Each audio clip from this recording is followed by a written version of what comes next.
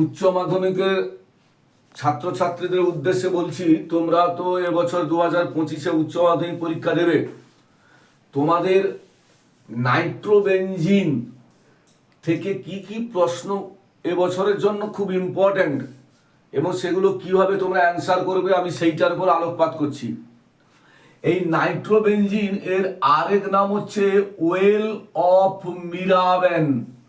Well of মিরাবেন, ভালো করে শোনো। পরীক্ষায় মাল্টিপল চয়েসে কোশ্চেন করতে পারে ওয়েল অফ মিরাবেন কি না, নাইট্রোবেনজিন হচ্ছে ওয়েল অফ মিরাবেন। এখানে প্রথম আমাকে যেটা পড়তে হবে সেটা হচ্ছে নাইট্রোবেনজিনের বিজারণ। নাইট্রোবেনজিনের বিজারণ, এইটা আমাদেরকে ভালো করে পড়তে হবে। নাইট্রোবেনজিনের বিজারণ ভালো করে পড়তে হবে। কি হবে? প্রথম হচ্ছে আম্লিক মাধ্যমে কেমন বিক্রিয়া হয়। আম্লিক মাধ্যম, আম্লিক মাধ্যম ভালো করে দেখো। আম্লিক মাধ্যম, আম্লিক মাধ্যমে দেখো নাইট্রোবেনজিনকে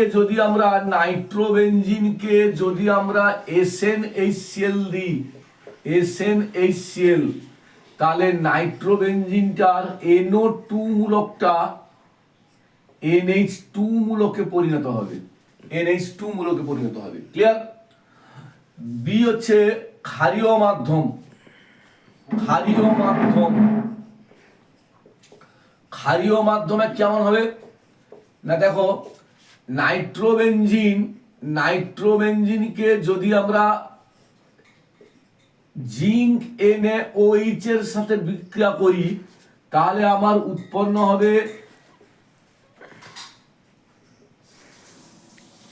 অ্যাজোক্সিবেনজিন। কি উৎপন্ন হবে? অ্যাজোক্সিবেনজিন। তাকে যদি আমি আবার জিঙ্ক NaOH সেকেন্ড স্টেপে বিক্রিয়া করি তাহলে সেখানে উৎপন্ন হবে N double bond N, that is azobenzene. এর নাম অ্যাজোক্সিবেনজিন, এর নাম অ্যাজোবেনজিন।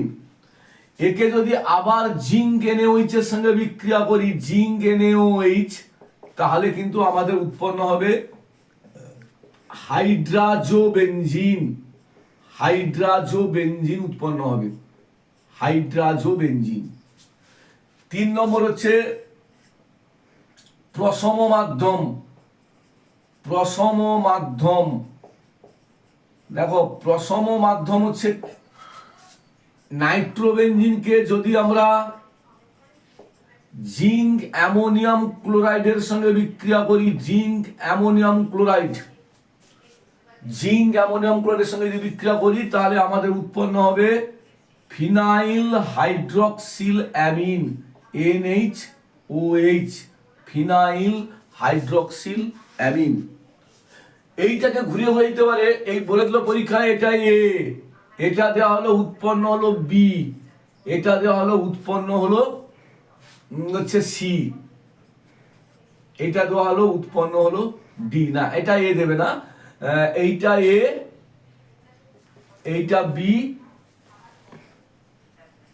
এইটা C। A B C কে শনাক্ত করো। আবার এটাও দিতে পারে এইটা থেকে এইটা দিলে কি উৎপন্ন হবে।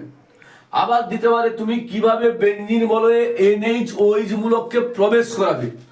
আমরা জানি বেনজিনে নাইট্রেশন করলে নাইট্রোবেনজিন উৎপন্ন হয় এবং নাইট্রোবেনজিনকে প্রশম মাধ্যমে বিজারণ করলে অ্যামোনিয়া হচ্ছে ফিনাইল হাইড্রক্সিল অ্যামিন উৎপন্ন হয়। নাইট্রোবেনজিন তোমাকে আর যেটা পড়তে হবে সেটা হচ্ছে মুলিক্যান বার্কার পরীক্ষা। মুলিক্যান বার্কার পরীক্ষা,